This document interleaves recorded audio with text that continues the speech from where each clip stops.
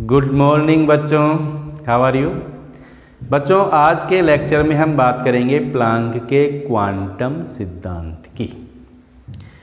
Planck ने electromagnetic जो radiations होती हैं, वैद्युत चुंबकीय विकिरणों की कणीय प्रकृति को समझाने का प्रयास किया है। देखो बच्चों, पिछले लेक्चर में हमने बात की थी कि वैद्युत चुंबकीय विकिरण, जिनको हमने वैद्युत चुंबकीय तरंग भी कहा है, यानी ये इनकी तरंगीय प्रकृति होती है। वैद्युत चुंबकीय विकिरणों की तरंग प्रकृति होती है, ये तरंग होते हैं। हमने देखा था वहाँ पर कि जो लाइट है, यानी जो प्रकाश है, उसकी भी कैसी प्रकृति होती है, तरंगीय प्रकृति होती है। प्रकाश भी तरंग होता है। और कुछ घटनाओं का भी हमने जिक्र किया था, जैसे व्यतिकरण, विवर्तन। ये ऐसी घटनाएं होती हैं जो प्रकाश की तरंगीय प्रकृति को समझाती है। ठीक है, प्रकाश तरंग है, इसीलिए वह व्यतिकरण और विवर्तन जैसी घटनाएं दर्शाता है। लेकिन कुछ ऐसी घटनाएं भी होती हैं वैद्युत चुंबकीय विकिरणों की जो इसकी तरंगीय प्रकृति के द्वारा समझाई नहीं जा सकती, जैसे कृष्णिका के द्वारा विकिरणों का उत्सर्जन, जैसे प्रकाश वैद्युत प्रभाव। ये ऐसी घटनाएं हैं जो कणीय प्रकृति के द्वारा ही समझाई जा सकती हैं। इसीलिए प्लांक ने वैद्युत चुंबकीय विकिरणों की कणीय प्रकृति बताई और उसने कहा कि वैद्युत चुंबकीय विकिरण जो है वो कणीय प्रकृति दर्शाती हैं।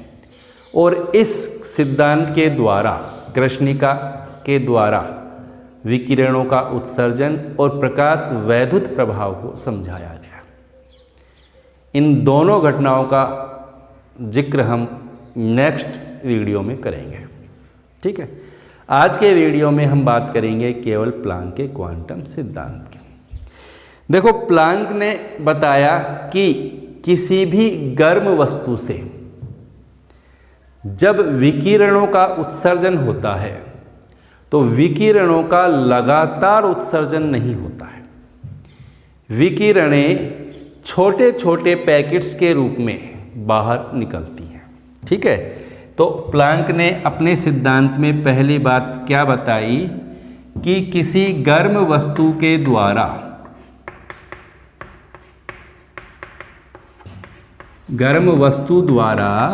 विकिरणों का लगातार उत्सर्जन नहीं होता है। लगातार नहीं निकलती हैं विकिरणें। और क्या कहा उन्होंने कहा कि विकिरण जो होती हैं, वैद्युत चुंबकीय जो विकिरण होती हैं, वो छोटे छोटे पैकेट से मिलकर के बनी होती है। यानी ऊर्जा के छोटे छोटे पैकेट्स होते हैं, जिन्हें क्या कहा था उन्होंने, क्वांटा या क्वांटम कहा था। ठीक है, क्या वैद्युत चुंबकीय विकिरण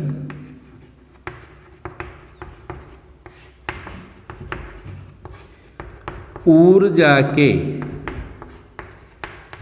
छोटे छोटे पैकेट्स यानी बंडल से मिलकर बनती हैं।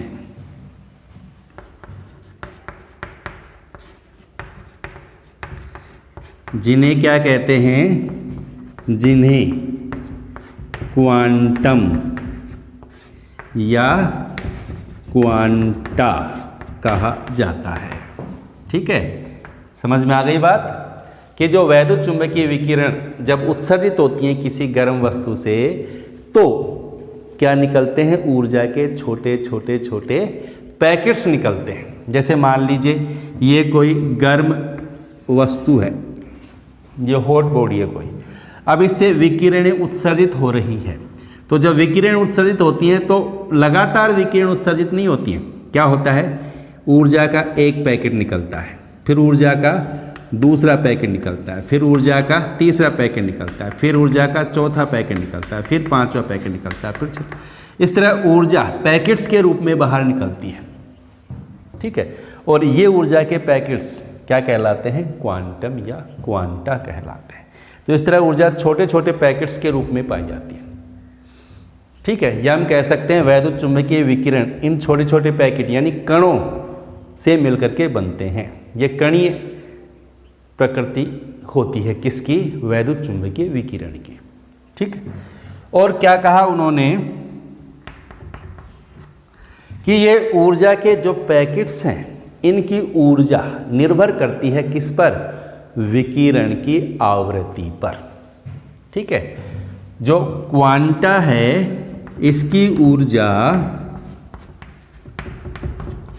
विकिरण की आवृत्ति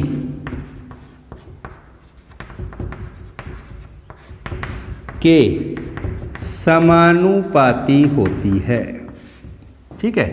विकिरण की आवृत्ति के समानुपाती, विकिरण की आवृत्ति जितनी ज़्यादा होती है ना उतनी ज़्यादा ऊर्जा होती है इन पैकेट्स की, ठीक है।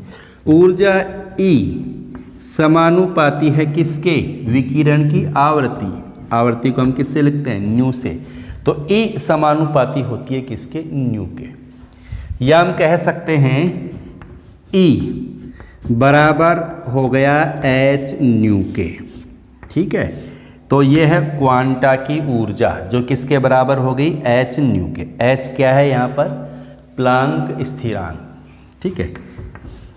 H बराबर प्लांक स्थिरांक, ठीक है। और प्लांक स्थिरांक का जो मान है वो कितना होता है? 6.62 गुणा 10 की घात -34 जूल सेकेंड। ये है प्लांक स्थिरांक की वैल्यू, ठीक। ये वैल्यू हमें याद होनी चाहिए। समझ में आ गई बात? अब देखो, जैसे किसी गर्म वस्तु से मान लीजिए विकिरण उत्सर्जित हो रही है, किसी ऑब्जेक्ट से विकिरण का उत्सर्जन हो रहा है या विकिरण का अवशोषण अगर हो रहा है, तो इसका मतलब वहाँ पर बहुत सारे क्वांटा उत्सर्जित हो रहे हैं या बहुत सारे क्वांटा क्या हो रहे हैं? अवशोषित हो रहे हैं, ठीक है। यानी विकिरण की जो ऊर्जा है वो निर्भर करती है क्वांटा की संख्या पर। अगर मान लीजिए एक क्वांटा निकल रहा है तो उसकी ऊर्जा एक, विकिरण की ऊर्जा किसके बराबर हो जाएगी? H न्यू के बराबर। मान लीजिए 2 क्वांटा निकल रहे हैं, विकिरण निकल रही है और उसमें 2 क्वांटा है, इसका मतलब उसकी ऊर्जा कितनी हो जाएगी? 2H न्यू के।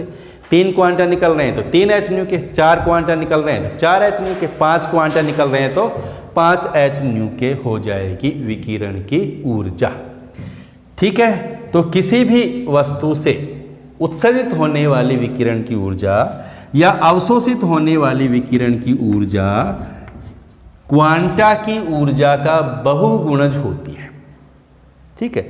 जो क्वांटा की ऊर्जा है उसका बहुगुणज है, ठीक।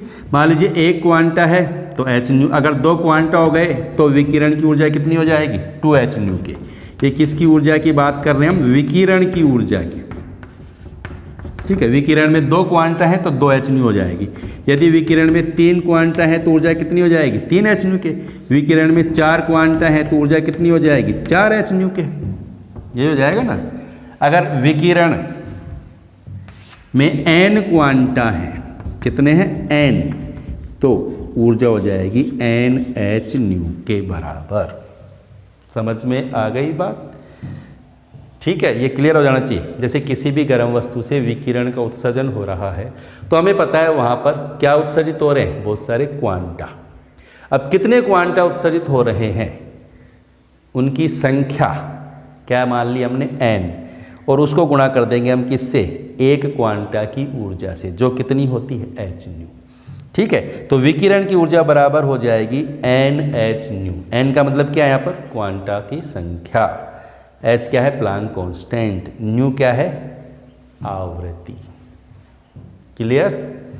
ठीक है। अब इसको हम इस तरह भी लिख सकते हैं, E बराबर, देखो न्यू बराबर किसके होता है? C upon lambda. हमें पता है न्यू बराबर किसके है? C upon lambda. तो E बराबर किसके लिख सकते हैं हम? HC upon lambda. ये हो जाएगा ना। E बराबर किसके हो जाएगा, hc/λ के। क्लियर, समझ में आ गई बात। तो ये ध्यान रखेंगे, hc/λ और यहाँ n है तो इसको लिख देंगे nhc/λ। ये हो गई विकिरण की ऊर्जा। यह हम कह सकते हैं, या प्लांक ने बताया कि विकिरण की जो ऊर्जा है ना वो क्वांटीकृत होती है। क्या होती है, क्वांटीकृत। क्वांटीकृत का मतलब विकिरण की ऊर्जा या तो 1 क्वांटा के बराबर होगी, 2 क्वांटा के बराबर होगी, 5 क्वांटा के बराबर होगी, 10 क्वांटा के बराबर होगी, यानी जितने क्वांटा है ना उनकी ऊर्जा के बराबर होगी विकिरण की ऊर्जा। इसलिए हम इसको बोलते हैं कि विकिरण की ऊर्जा क्या होती है, क्वांटीकृत होती है। ऐसे नहीं होगा कि विकिरण की ऊर्जा 2.5 क्वांटा के बराबर होगी या 3.5 क्वांटा के बराबर होगी या 1.25 क्वांटा के बराबर होगी, ऐसा नहीं होगा। या तो 1 क्वांटा होगा या 2 क्वांटा के बराबर होगी या 3 के बराबर होगी या 4 के बराबर होगी या 5 के बराबर होगी या 6 के या n क्वांटा। ठीक है, समझ में आ गई ना बात, बिल्कुल सरल सी बात है। जैसे आप बाजार से बिस्किट खरीद के लाते हैं, बिस्किट के पैकेट्स, ये ऊर्जा के पैकेट, हम बिस्किट के पैकेट खरीद रहे हैं तो हम बिस्किट वाले से क्या कहेंगे, हमें बिस्किट के 2 पैकेट दे दीजिए, हमें बिस्किट के 3 पैकेट दे दीजिए, 10 पैकेट दे दीजिए। आप ऐसे थोड़ी कहेंगे हमें मुझे बिस्किट का 1.5 पैकेट चाहिए या मुझे बिस्किट का 2.5 पैकेट चाहिए या मुझे बिस्किट का 3.5 पैकेट या 3.5 पैकेट्स चाहिए, क्योंकि बिस्किट के पैकेट आधे नहीं होते, पूरे होते हैं। समझ गए। उसी प्रकार क्वांटा भी जो है ना आधे नहीं होते। क्वांटा 1 हो सकता है, 2 होगा, 3 होगा, 4 होगा, यानी विकिरण की ऊर्जा, समझ में आ गई बात। ऐसे नहीं होगी कि 2.5 यहाँ n की वैल्यू 2.5 हो जाए या n की वैल्यू 3 हो जाए। यहाँ n की वैल्यू जो है ना इस यहाँ 1 2 3 4 डॉट डॉट डॉट इस तरह होगी। समझ में आ गई बात। इसको ही बोलते हैं क्वांटीकृत। ठीक है, इसीलिए हम कह सकते हैं कि जो वैद्युत चुंबकीय विकिरण है उनकी जो ऊर्जा है वो क्वांटीकृत होती है। क्लियर। अब देखो समझ में आ गई बात ये सारी। देखो ये जो सिद्धांत दिया था ना प्लांक ने, ये दिया था 1901 में। ठीक है, फिर 1905 में आइंस्टीन ने कहा कि जो प्रकाश है, जो लाइट स्ट्रीम है, जो प्रकाश का पुंज है, वह भी ऊर्जा के छोटे छोटे पैकेट से मिलकर के बना होता है। केवल प्रकाश के लिए कहा किसने, आइंस्टीन ने।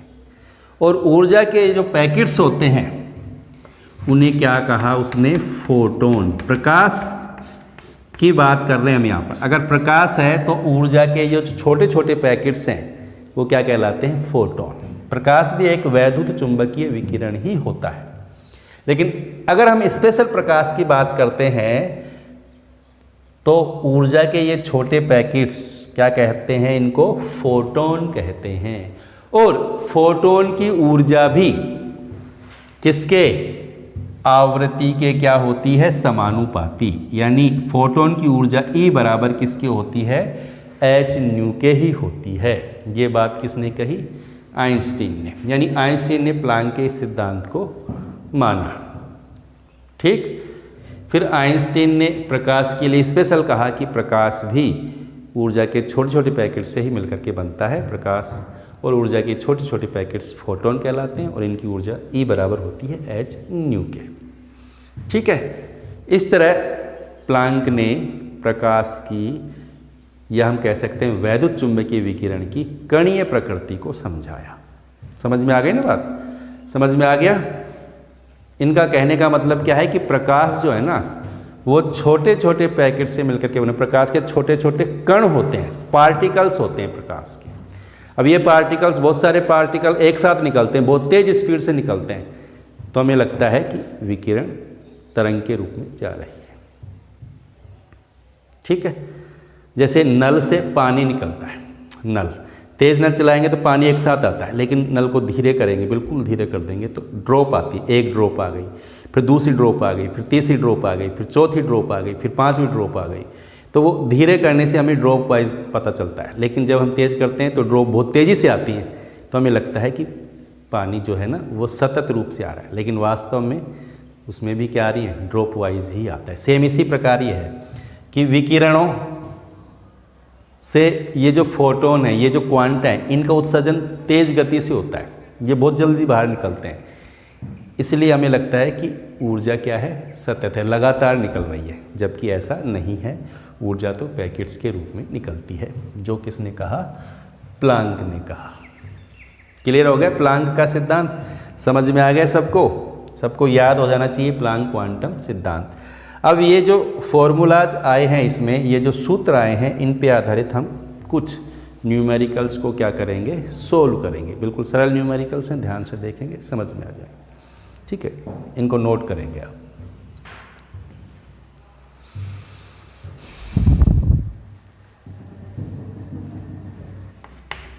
एक सोडियम लैंप से पीली लाइट उत्सर्जित होती है। ठीक है, सोडियम लैंप से पीली लाइट उत्सर्जित हो रही है, जिसकी तरंग दैर्ध्य यानी वेवलेंथ कितनी है? 580 नैनोमीटर है। कितनी है? 580 नैनोमीटर। तरंग दैर्ध्य 580 नैनोमीटर है। इसकी आवृत्ति व तरंग संख्या ज्ञात करो। ठीक है, बिल्कुल सरल न्यूमेरिकल है। देखो, कोई सोडियम लैंप है, उससे लाइट उत्सर्जित हो रही है पीले रंग की, उसकी तरंग दैर्ध्य पता है हमें, उसकी आवृत्ति और तरंग संख्या का पता लगाना है। तो यहाँ तरंग दैर्ध्य पता है, आवृत्ति पता लगानी है, तरंग संख्या पता लगानी है। तो तरंग दैर्ध्य और आवर्ती में क्या रिलेशन है, ये पता होना चाहिए। तरंग दैर्ध्य और आवर्ती में क्या रिलेशन है, बताओ, पढ़ा है हमने। आवृत्ति न्यू बराबर होती है किसके? C/λ के, यही होता है। और तरंग दैर्ध्य और तरंग संख्या में क्या रिलेशन है? तरंग संख्या जिसको हमने किससे लिखा था? न्यू बार से, ये किसके बराबर होती है? 1/λ के। ये दोनों सूत्र पता है ना हमें। अब देखो C क्या है यहाँ पर? C है प्रकाश का वेग, और प्रकाश का वेग कितना होता है? 3 × 10⁸ मीटर प्रति सेकेंड। लैम्डा क्या है? तरंग दैर्ध्य, जो कितना है? 580 नैनोमीटर। 580 नैनोमीटर है। ठीक है, अब देखो यहाँ मीटर पर सेकंड में है, तो हमें 580 नैनोमीटर को किस में कन्वर्ट करना पड़ेगा? मीटर में। और हमने पढ़ा है कि 1 नैनोमीटर बराबर होता है 10⁻⁻9 मीटर के। नैनोमीटर का मतलब, नैनोमीटर को अगर मीटर में कन्वर्ट करेंगे तो 10⁻⁻9 से मल्टीप्लाई करेंगे। 1 नैनोमीटर बराबर होता है 10⁻⁻9 मीटर। तो यहाँ 580 नैनोमीटर का मतलब क्या हो गया? 580 × 10⁻⁻9 मीटर। ठीक है, यही तो हुआ ना इसका मतलब। अब इसको हल करना है हमें।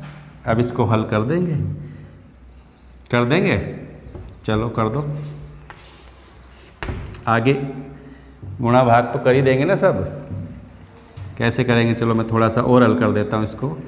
3 × 10⁸, ये 10⁻9 ऊपर जाएगी, माइनस में प्लस में हो जाएगी, तो हो जाएंगे 10⁻17 बटा 580। अब 580 का भाग देंगे 3 में। अब 3 में तो ज़्यादा नहीं, तो 3 को बना देंगे 3000। ठीक है, 3000 का मतलब कितनी जीरो आई? 3। यहाँ से 3 जीरो कम हो जाएगी ना। 10⁻17 है, 1000 से गुणा कर दिया तो यहाँ कितने बच जाएंगे? 10⁻14 बटा 580। अब तो कर देंगे ना इसको हल। 3000 में 580 का भाग दे देंगे, ये आ जाएगा हमारे पास। क्या आ जाएगी? आवर्ती। आवर्ती की इकाई क्या होती है? हर्ट्ज। ठीक, कैलकुलेट करेंगे आगे इसको। अब बात करते हैं हम किसकी? न्यू बार, तरंग संख्या के। तरंग संख्या होती है 1/λ के। ठीक है, 1/λ। अब लैम्डा क्या है 580, 1/580 गुणा 10 की घात -9। ठीक है, तो 10 की घात -9 ऊपर गया तो 10 की घात 9, 580। 580 का भाग देंगे किस में, 1000 में। 1000 यानी कितनी जीरो, 3 जीरो बाहर हो गई, तो कितना आ गया 10 की घात 6, 10 की घात 9 से 3। ठीक है, 580। अब 580 का 1000 में भाग दे देंगे, गुणा 10 की घात 6 हो ही गया। ये क्या आ जाएगा, मीटर इनवर्स। ये क्या आ गई, तरंग संख्या। समझ में आ गई, बिल्कुल सरल है। ये फॉर्मूला पता होना चाहिए हमें, हमने वैल्यू रखी, आंसर आ गया हमारे पास। 1 मोल फोटोन की ऊर्जा ज्ञात करनी है।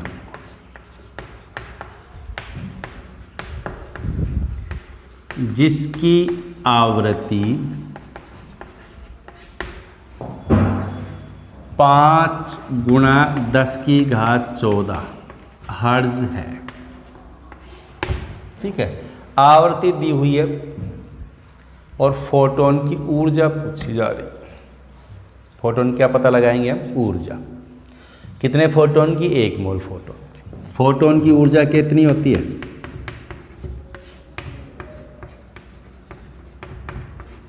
फोटोन की ऊर्जा E बराबर होती है किसके, h न्यू के।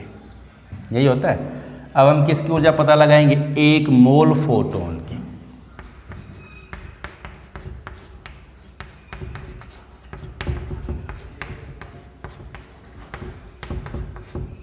अब 1 मोल फोटोन का मतलब कितने फोटोन है, पढ़ा है ना हमने मोल कॉन्सेप्ट।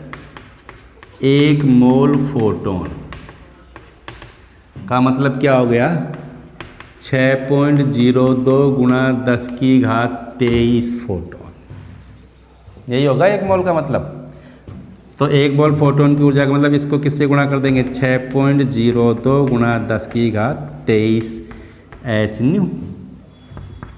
6.02 गुणा 10 की घात 23 गुणा h की वैल्यू हमें पता है, प्लांक कांस्टेंट कितना है, 6.62 गुणा 10 की घात -34 जूल सेकेंड। तो h की वैल्यू रख देंगे यहाँ से, 6.62 गुणा 10 की घात -34 जूल सेकेंड। ठीक है, और न्यू आवृत्ति क्या है, 5 गुणा 10 की घात 14, 5 गुणा 10 की घात 14 जूल पर सेकेंड। ठीक है, आवृत्ति किस में होती है, जूल पर सेकेंड में।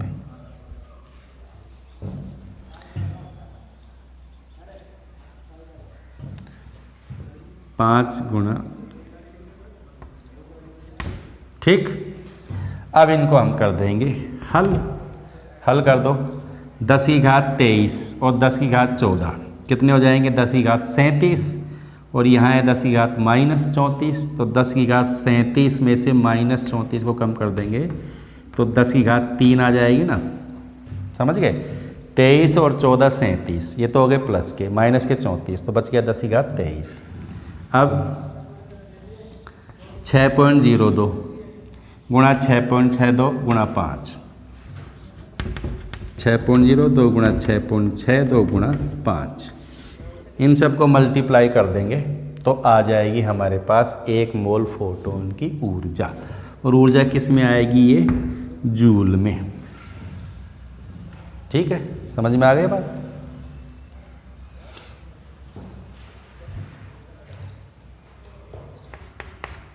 एक जूल ऊर्जा वाले प्रकाश में फोटोन की संख्या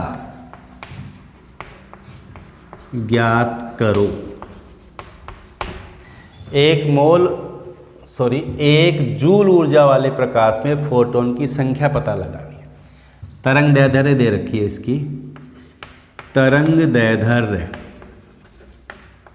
कितनी है, 4000 पिकोमीटर है। तो कैसे पता लगाएंगे? 1 जूल, प्रकाश जो है ना उसकी ऊर्जा है 1 जूल। अब उसमें कितने फोटोन उपस्थित हैं उनकी संख्या पता लगाएं। प्रकाश की ऊर्जा, प्रकाश की ऊर्जा किसके बराबर होगी? क्या है सूत्र? Nhν, यही होगी ना प्रकाश की ऊर्जा, hν फोटोन।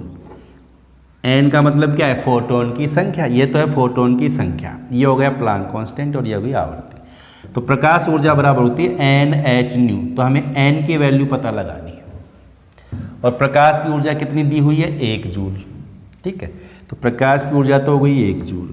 n, h की वैल्यू हमें पता है 6.62 गुणा 10 की घात -34 जूल सेकेंड। ठीक, गुणा न्यू, आवृत्ति का पता लगाना है हमें। ठीक है, न्यू बराबर किसके होता है? न्यू बराबर किसके होता है? हम इस सूत्र को ये भी लिख सकते हैं ना, न्यू की जगह हम क्या लिख सकते हैं? NH, न्यू बराबर होता है C/λ। न्यू बराबर होता है C/λ, यही होता है।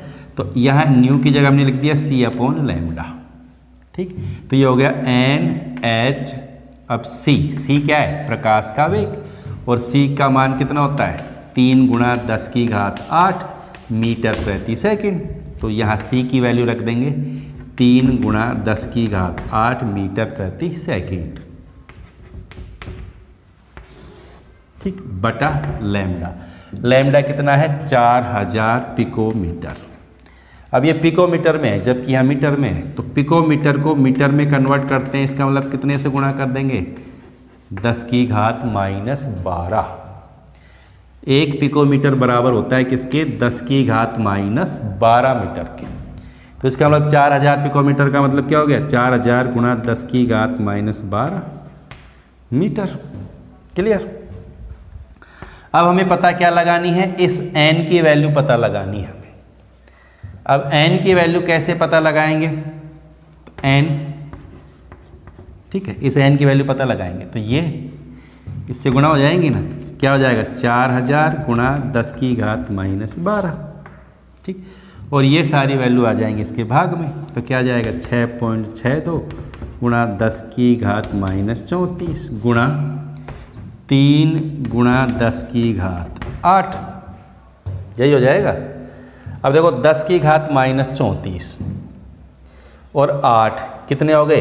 10 की घात -26 और 10 की घात -26 ऊपर जाएगा, -26 ऊपर जाएगा तो प्लस में कन्वर्ट हो जाएगा, तो +26 हो जाएगा। और +26 में से 10 की घात -12 कम हो जाएंगे तो कितना बच जाएंगे? 10 की घात 14, यही होगा।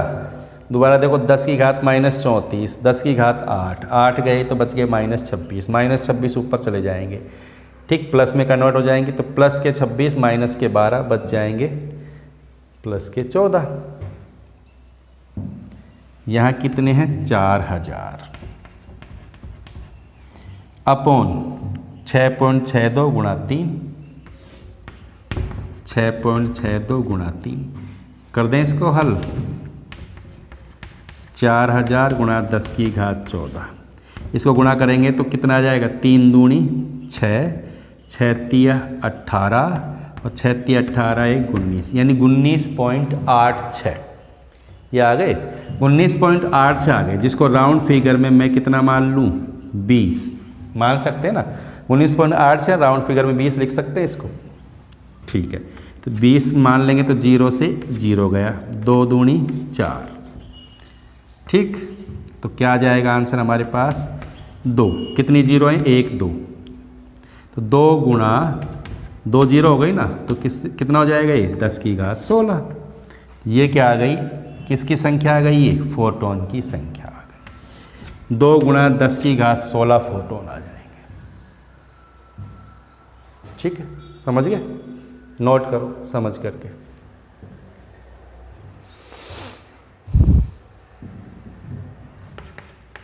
100 वाट के बल्ब से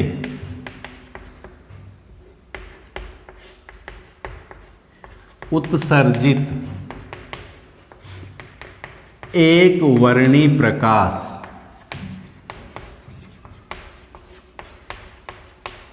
की तरंग दैर्ध्य 400 नैनोमीटर है। ठीक, बल्ब द्वारा प्रति सेकंड उत्सर्जित फोटोन की संख्या ज्ञात करो। ठीक है, ये हमारे पास सवाल है। 100 वाट का बल्ब है, उससे जो तरंग दैर्ध्य, जो तरंग उत्सर्जित होती है, जो प्रकाश उत्सर्जित होता है, उसकी तरंग दैर्ध्य 400 नैनोमीटर। तो प्रति सेकंड कितने फोटोन उत्सर्जित हो रहे हैं, एक सेकंड में कितने फोटोन उत्सर्जित हो रहे हैं, उनकी संख्या ज्ञात करनी है अपन को। 100 वाट का मतलब एक सेकंड में उत्सर्जित होने वाली ऊर्जा कितनी हो गई, 100 जूल प्रति सेकंड। बल्ब द्वारा एक सेकंड में उत्सर्जित ऊर्जा कितनी है, 100 जूल। ठीक है, 100 जूल ऊर्जा उत्सर्जित होती है एक सेकंड में। अब बल्ब के द्वारा एक सेकंड में 100 जूल ऊर्जा उत्सर्जित हो रही है, यही तो मतलब हुआ 100 वाट के बल्ब का। ठीक है, अब ये जो ऊर्जा उत्सर्जित हो रही है, ये जो विकिरण उत्सर्जित हो रही है, इसमें फोटोन की संख्या कितनी है। हमें पता है कि प्रकाश की ऊर्जा, प्रकाश पुंज की ऊर्जा किसके बराबर होती है, फोटोन की ऊर्जा गुणा एन। एन क्या है, फोटोन की संख्या, एच क्या है, प्लांक स्थिरांक, और न्यू क्या है, आवृत्ति, यानी एच न्यू क्या है, फोटोन की ऊर्जा, और एन है फोटोन की संख्या। ठीक है, तो प्रकाश की जो ऊर्जा है ना, वो एन एच न्यू के बराबर होती है, पढ़ा है ना हमने। और प्रकाश की ऊर्जा कितनी है, एक सेकंड में बल्ब द्वारा उत्सर्जित ऊर्जा कितनी है, 100 जूल। तो ये तो हो गई 100 जूल ऊर्जा, एक सेकंड की बात कर रहे हैं अपन। ठीक, प्रकाश ऊर्जा 100 जूल है एक सेकंड में उत्सर्जित होने वाले प्रकाश की। एन पता लगाना है हमें, एच हमें पता है 6.62 गुणा 10 की घात -34 जूल सेकेंड। ठीक, अब न्यू की वैल्यू दे रखी है क्या इसने, नहीं, क्या दिया हुआ है, तरंग दैर्ध्य। अभी हमने पढ़ा था क्या, न्यू बराबर होती है किसके, सी अपॉन लैम्डा के। तो यहाँ हम लिख सकते हैं N H C upon lambda. ठीक, ये सूत्र आ गया। सी क्या है, प्रकाश का वेग, और प्रकाश का वेग कितना होता है, 3 गुणा 10 की घात 8 मीटर प्रति सेकेंड। तो एच की वैल्यू आ गई, सी की वैल्यू है 3 गुणा 10 की घात 8 मीटर प्रति सेकेंड। ठीक, लैम्डा की वैल्यू कितनी है, 400 नैनोमीटर। 400 नैनोमीटर का मतलब 1 नैनोमीटर बराबर कितना होता है, 10 की घात -9 मीटर के, यानी 400 गुणा 10 की घात -9। ठीक, यही तो होगा। हमें पता लगानी है क्या, एन की वैल्यू। तो एन बराबर क्या करेंगे, इसकी वैल्यू पता लगाएंगे। तो 100 गुणा 400 गुणा 10 की घात -9। ठीक, अपॉन ये बटा में आ जाएगा 6.62 गुणा 10 की घात -34 गुणा 3 गुणा 10 की घात 8। ठीक, अब इसको हल कर देंगे हम। देखो 10 की घात -34 और 10 की घात 8 बच जाएंगे 10 की घात -26। 26 बच जाएंगे ना, 10 की घात -26 ऊपर जाएंगे, बन जाएंगे प्लस के 26। इसमें से -9 कम हो जाएंगे, तो कितने हो जाएंगे, 10 की घात 17। ठीक, अब ऊपर कितने बच गए, 100 गुणा 400, 100 गुणा 400। ठीक, बटा 6.62 गुणा 3। अब 6.62 को 3 से गुणा कर दो, तो राउंड फिगर में इसको हम लिख देंगे क्या, 20। ठीक है, 3 को इससे गुणा करेंगे तो राउंड फिगर में आ जाएगा 20। ठीक, अब देखो 0 से ये 0 गया, 2 दूनी 4, बच गए ऊपर 20। ठीक, अब देखो कितनी 0 हैं, 1 2 3, 3 0 का मतलब 10 की घात क्या हो जाएगा, 20। तो तो यहाँ आंसर आ जाएगा 2 गुणा 10 की घात 20। ठीक, ये आ जाएगी फोटोन की संख्या। समझ में आ गई बात। तो 1 सेकंड में उत्सर्जित होने वाले फोटोन की संख्या कितनी आ गई? 2 गुणा 10 की घात 20 फोटोन उत्सर्जित होते हैं 1 सेकंड। ठीक है, समझ में आ गया सवाल? नोट करेंगे समझ करके।